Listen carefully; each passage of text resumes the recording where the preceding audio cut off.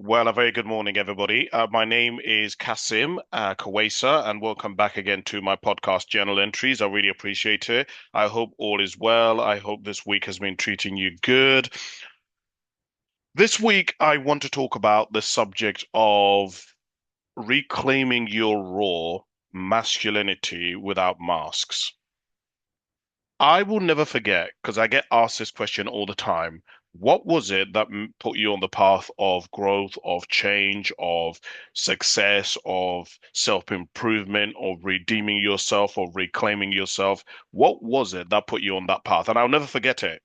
Lots and lots of things, as many of you will know about my story, happened. And this led me to a point where I was laid in my bedroom one evening after a bailiff had come to my mum's house and said to her that I was in debt and I'd been keeping the fact that I was in debt from my mum. And what ended up happening was that that day, seeing my mum cry was so major for me because I was like, I've got to change this.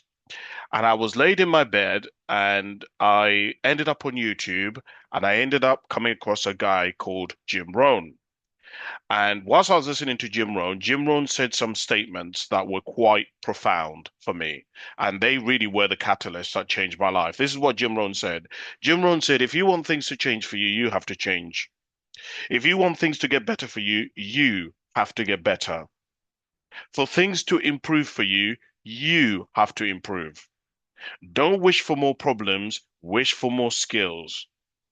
You have to understand that when I heard those statements, to many people, those statements may just be words, but for me, they were profound because what Jim Rohn was saying was the problem was not on the outside, the problem was within me, right? And he was saying that I'm going to have to change something about myself as Kasim in order for things externally to manifest and outwardly change.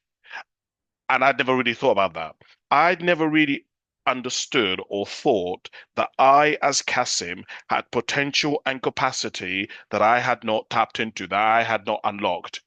And what I'm suggesting to you is, if you're listening to me, is are there some things about you that you don't realize you either need to change or that are untapped within yourself that you haven't really tapped into yet, or that you're going to have to correct, to adjust, to course correct in order for you to unlock? Maybe two of the three numbers in your lock are unlocked, but that final one is what is been keeping you stuck. It is what has been keeping you from progressing, from growing, from having momentum, from being able to go after the kind of life or become the kind of person that you want. Right. And a huge amount of that means that you're going to have to go inwards. You're going to have to go to introspection. You, I read a quote by Dr. Myles Munroe, which said that being open to correction means making ourselves vulnerable. Authentic change and growth begin when we drop the mask and admit that we don't have all the answers. In other words, we need to have humility, right? In fact, Dr. Miles Monroe himself said that God's intent, right, nor has he taken from us the strength and beauty he gave us at birth. These gifts are buried within us. We're not weak. We've had the real power all along. It's just been covered up by the fact that many of us are born and raised into systems that oppress who we are. When we were children, many of us were born into various systems, whether it's a family system, the education system, the healthcare system, the foster system, the adoption system, right? The religious systems. We're born into these systems that we had no real choice over being born inside of them. And what ends up happening for many of us is that we end up having to adapt ourselves and change ourselves into fitting into these systems, not the other way around, in that the systems fit and are tailored to us. And so what ends up happening is a sacred part of who we are, our special essence ends up shrinking and diminishing and being chained and locked away in order for us to survive within these systems. Some people learn from a very young age that in order for me to survive in the family system that I'm raised, I'm going to have to be the black sheep of the family. I'm going to have to be the golden child. I'm going to have to be invisible. My father, my mother is so oppressive. They're so dominant. They're so oppressive that the sacred part of myself, if I don't lock it away, put it in a box, hide it, regress it, diminish it, and amplify the figure, the attachment figure which is around me, then I potentially might be abandoned. I might be rejected. And this is where you end up in a situation where so many men and boys end up operating their life out of fear and from defense and from reaction, not from creating, not from building, not from anticipating, not from risk. They don't want to take any risks. Anything that shows vulnerability, anything that moves away from the mask of looking tough, of looking strong, of looking like we have it together, anything that moves away from that is seen as a threat, right? So the person isn't living out of love, isn't living out of opportunity, out of compassion. They're living out of fear. And they don't even realize this is where you get a lot of men say things like, I'm fine, when they're not, right? You get the tough guy mask, the provider only identity, the sexual conqueror mask. And all of these masks are constantly, and these messages are constantly being portrayed by social media, by our childhood, by the schooling system, by social pressure, by the culture in which we're brought up, right? And then what ends up happening is because they're repressed, because they are denied, is that they end up contributing to the depression, the addiction, the suicidal thoughts, and they end up outwardly manifesting in aggression in many, many, many boys and men, right? And when that unique and special part within ourselves, that raw within us, has not been unlocked, what ends up happening is that we lose our identity. We lose our voice. It's why you hear a lot of women say, "He never says anything." Right? My dad has a poker face. How many of us have seen that? Right?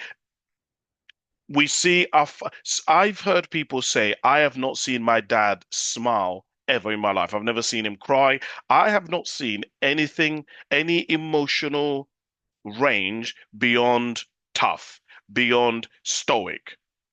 And emotionally, the man might end up stuck, passive, numb, and reactive, right? And that silence turns into resentment, explosive anger, and complete withdrawal. Men are not toxic, but silence can be toxic.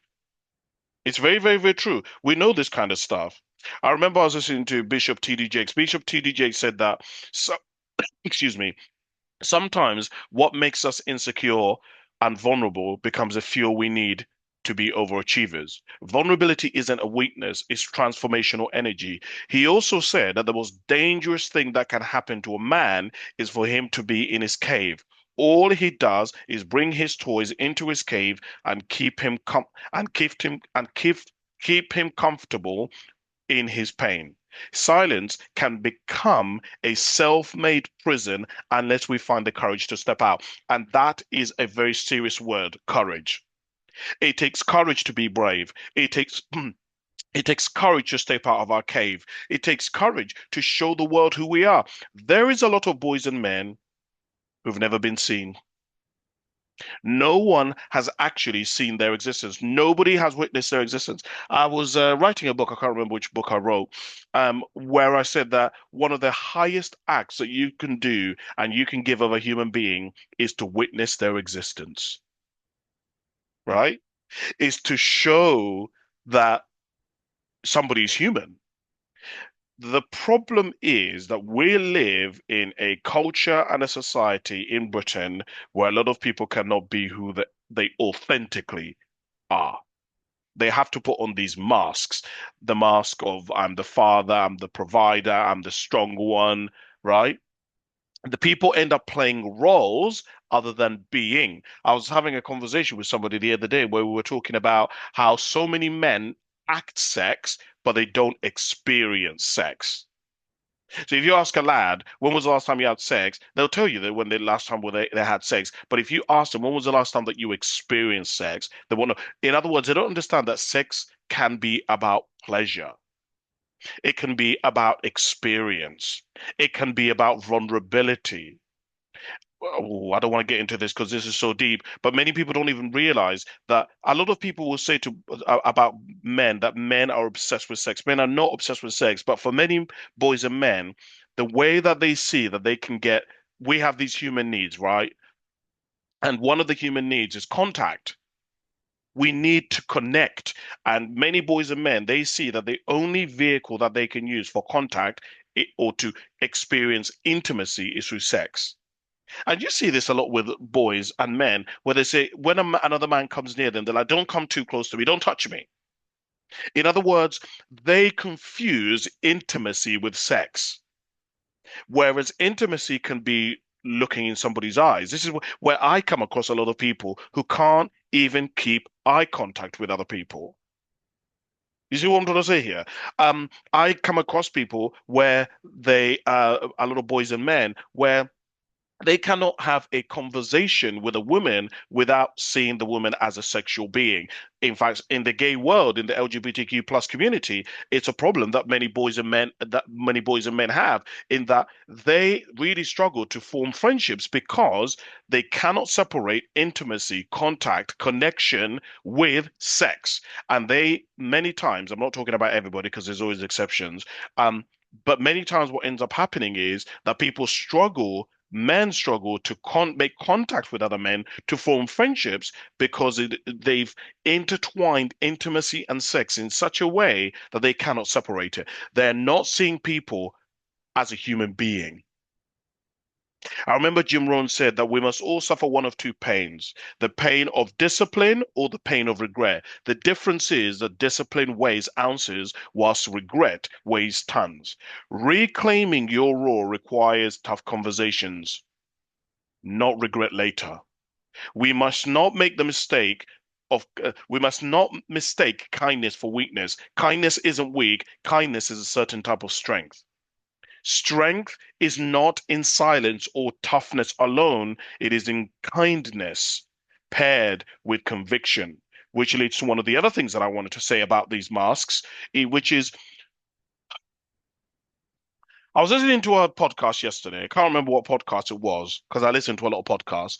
And one of the things that they were talking about is forgiveness. And they were saying that one of the toughest things that a person has to do in their life is to forgive themselves.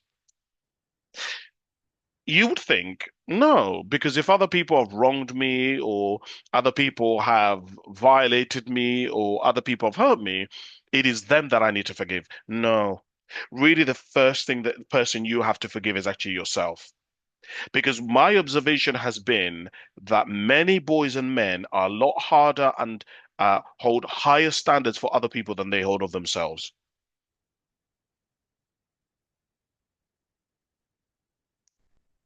That's been my observation. I could be wrong, but my observation has been that many boys and men, their standards for other people are through the roof. The standards that they have for themselves, very low. The level of forgiveness that they will give other people and the level of forgiveness that they will give themselves, it doesn't compare. It does not compare. And the problem is that, men are taught that a wound that hurts is shameful.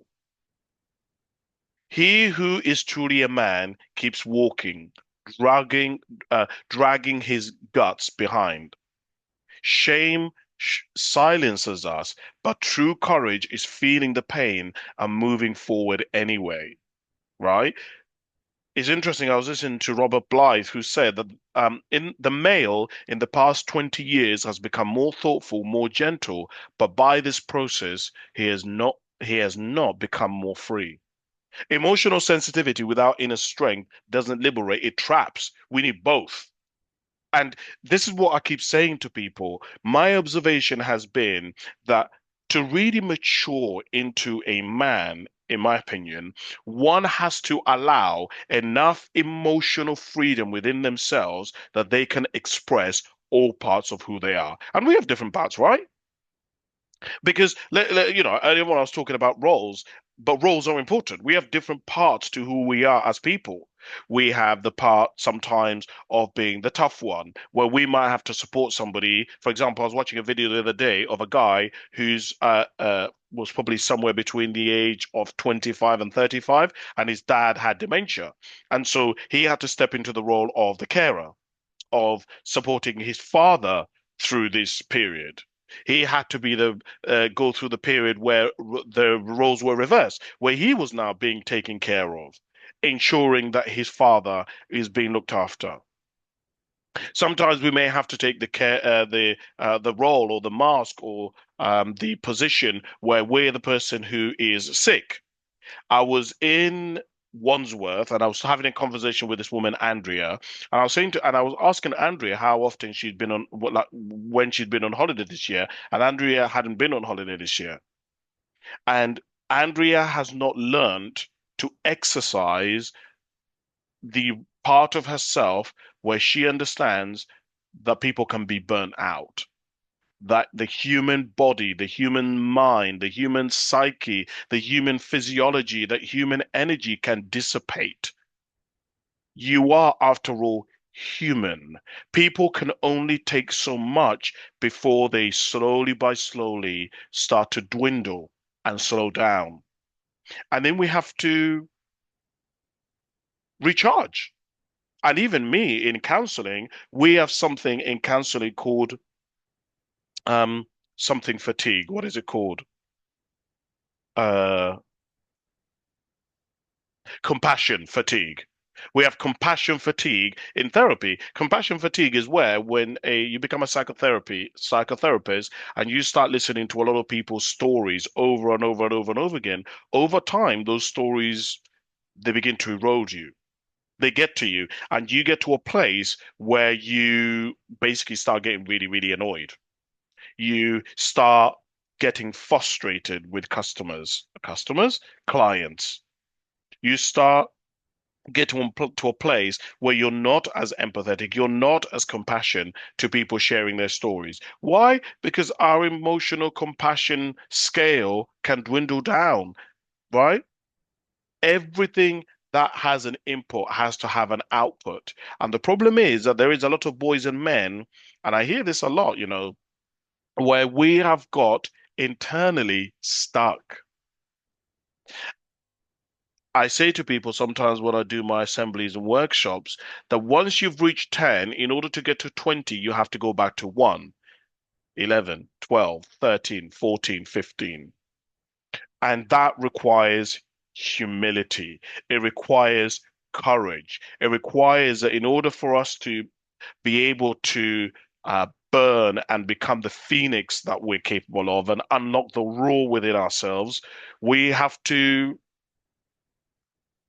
reinvent ourselves sometimes. We have to give ourselves an opportunity to grow. We have sometimes to allow ourselves an opportunity to make mistakes, right? Perfectionism is a big, big, big problem. Having to always have this image of being tough or having it together, of having all the answers. No one has all the answers. No one can be tough all the time. Even a lion cannot consistently hunt all the time, right? A shark cannot be alert all the time. An eagle cannot be flying all the time. We all need to take a break because if we don't take a break, and what I mean by break is both emotionally, spiritually, psychologically, if we don't take a break, it will kill us, right? We there are people who are overwhelmed. The level of frustration, anger, they're just like a dam. They're just stuck. They cannot go any further because they've reached their version of 10. And in order for them to get to 20, they have to reinvent. They have to reinvent themselves. They have to course correct. They have to juggle things around. And if you don't allow yourself an opportunity to have your period of different periods in your life of coming of age, then you will really, really struggle. And by coming of age, I mean that if you've ever watched movies, you will know that there is a certain genre, a category of movie, which is called an coming of age movie, right? In fact, let me see if I can find a definition here of coming of age. So online, a coming of age movie is let me give you the context of it here. Oh my goodness, hold on a minute, because I want to give you a really good definition of this. So a coming of age is defined as reclaiming your raw and is the age and it actually it can like vary, but essentially it is a period in your life where I have something here. Claiming your raw isn't about returning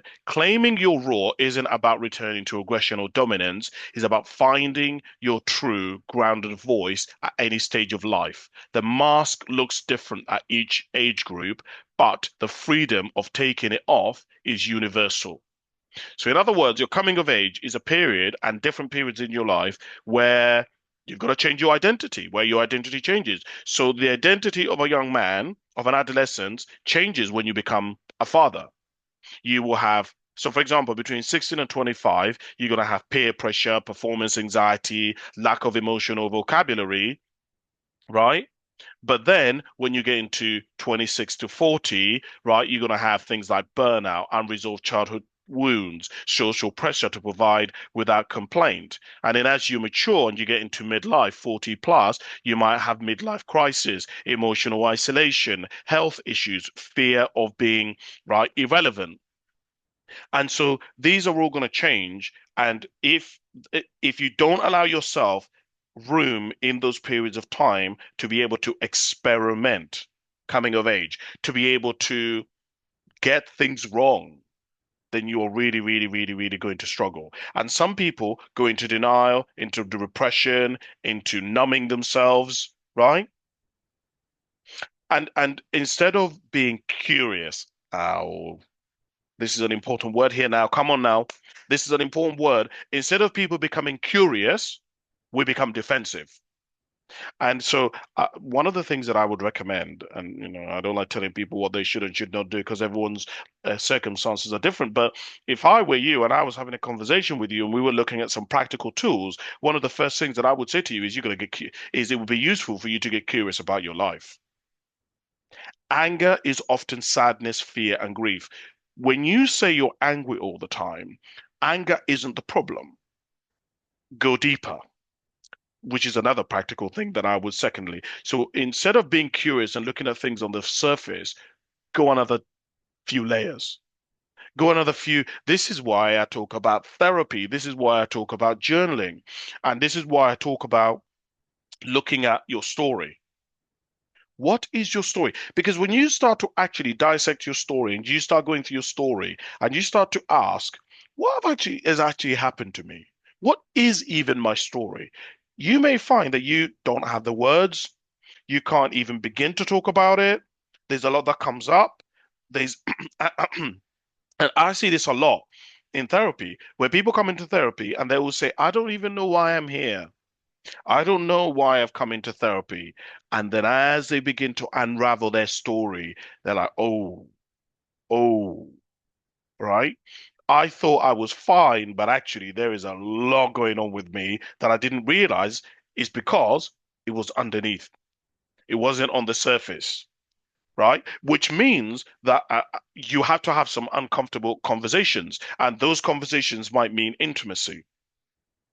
Some of those conversations might mean that you do feel guilty, that you do feel shameful, that those feelings of shame rise. Because in order to really heal anything, the opposite to shame is truth.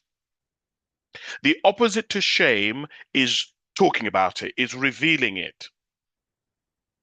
The opposite to darkness is the light, you know? And we need both, and we have both, light and darkness. The problem is some of us spend a huge amount in the darkness and pretend that it isn't the darkness. We're in denial. And in order to get out of denial, we have to tell the truth.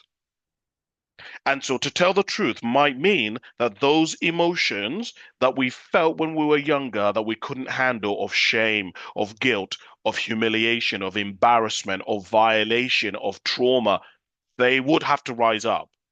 But here's one of the great things that I think adults need to understand. You're no longer a kid now. You're an adult. You can handle it now, right? You can handle it now.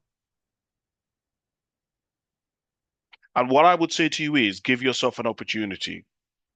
Be courageous. Be honest with yourselves.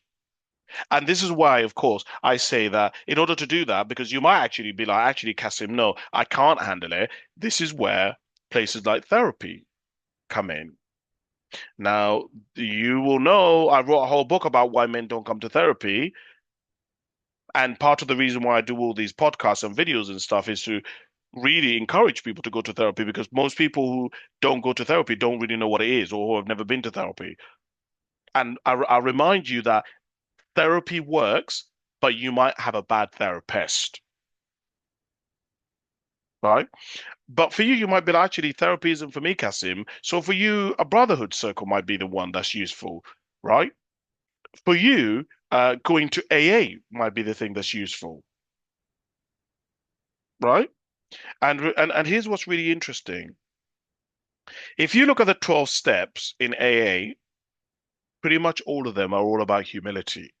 They're all about facing the yourself, facing your material, facing what you did.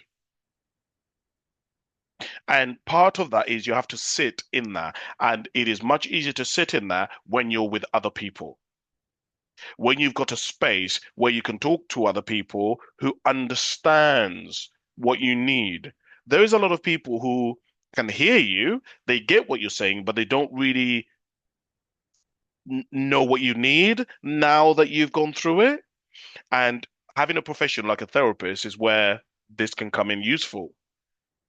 Again, I understand the issues around Kasim is expensive. I understand the issues around Kasim. Like, I haven't found a good therapist. I understand the issues around Kasim. I want someone who's black, someone who's part of the LGBTQ plus community, someone who's a Muslim, Christian, so, who comes from a faith position, someone who's Sikh, someone who's Hispanic. I understand all of that. But my point being is therapy exists, therapy works. There, there are people out there who can help you who may not necessarily be your blood. Because one of the issues that so many men experience and struggle with is that they want support and they want help from people who look like them, sound like them, and who's going to get them. Sometimes it's too hard to talk to your spouse. Sometimes it's too hard to talk to your family.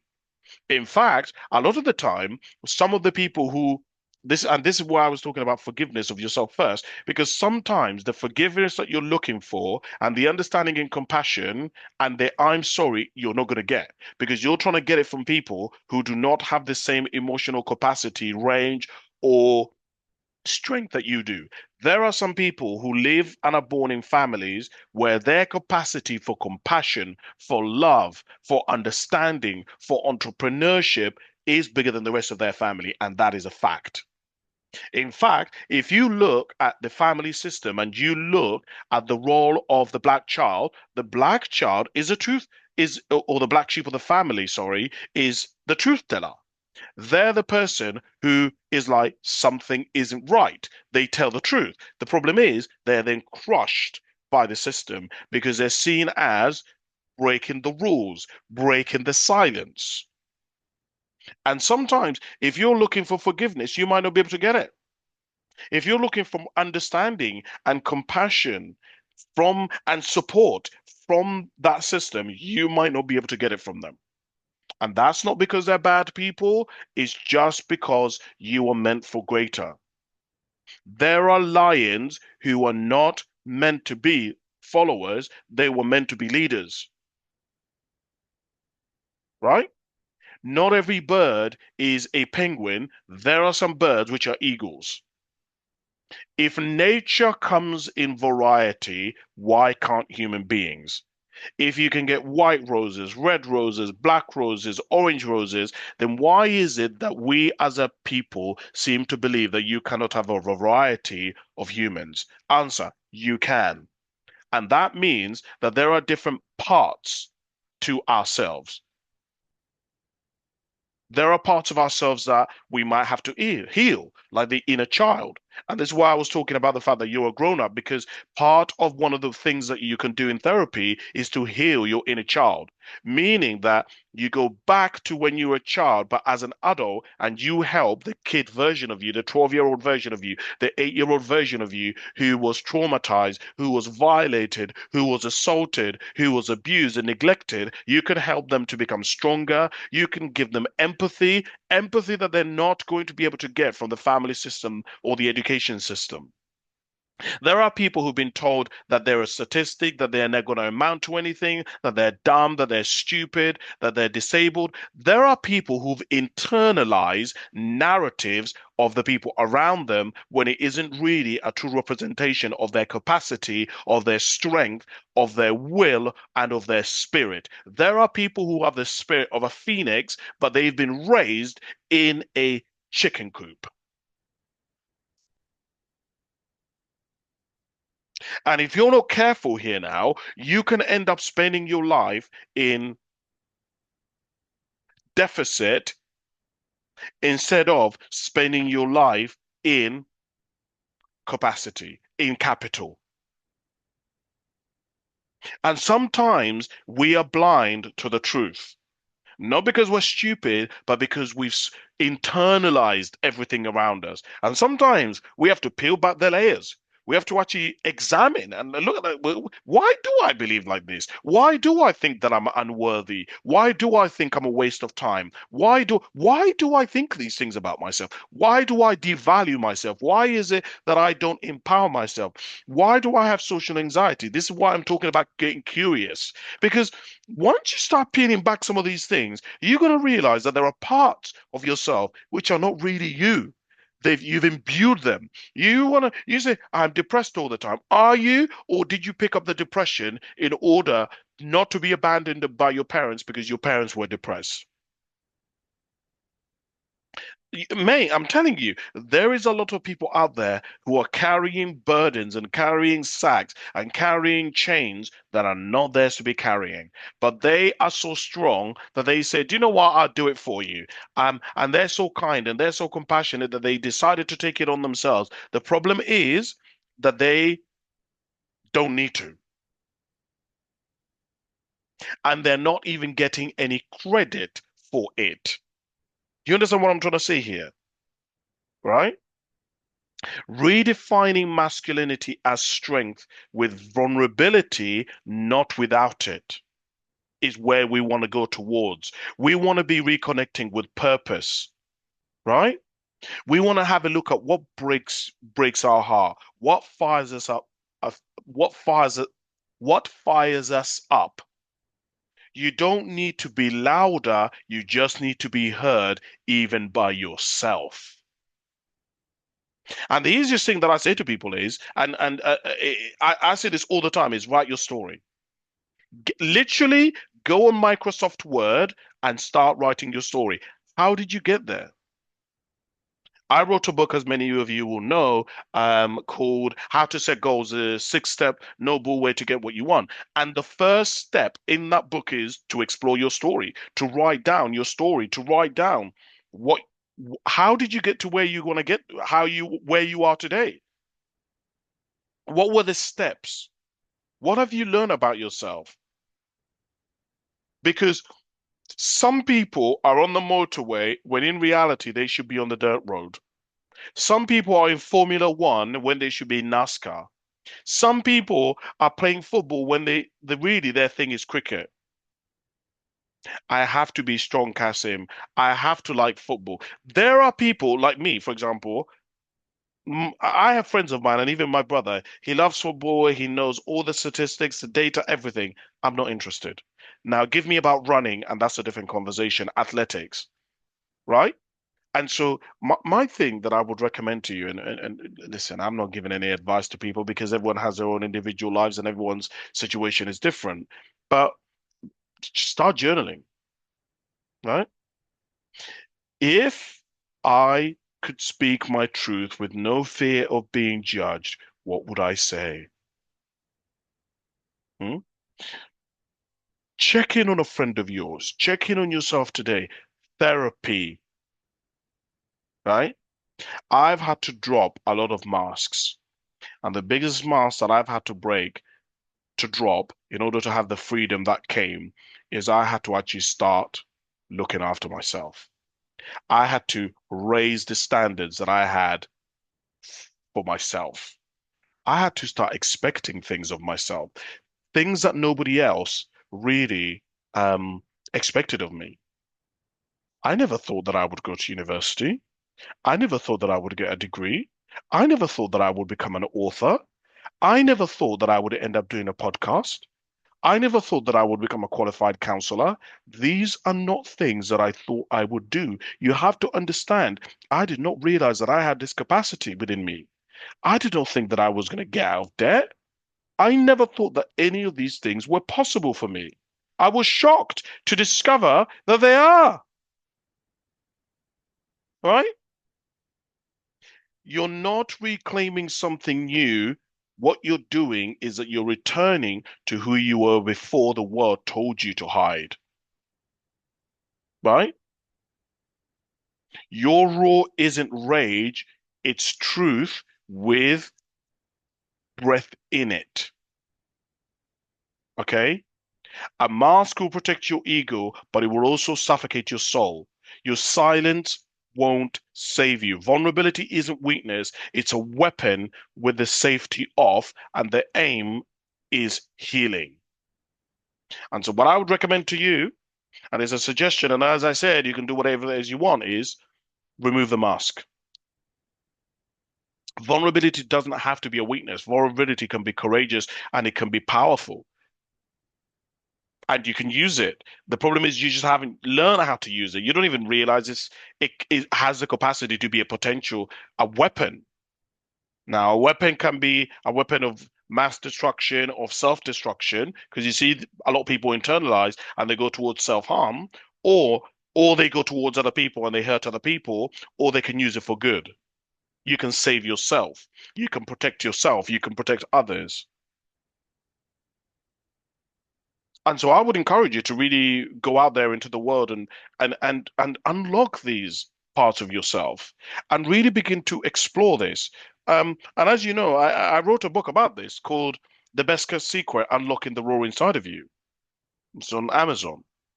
Not to plug my book in there, but it was really all about all of this, about unlocking your raw, about unleashing that parts within yourself, those parts within yourself that you've had to hide or that nobody has seen. And there are parts within you that are wonderful. Have you been seen? Do people know who you are? I'd encourage you to expose the world to who you are.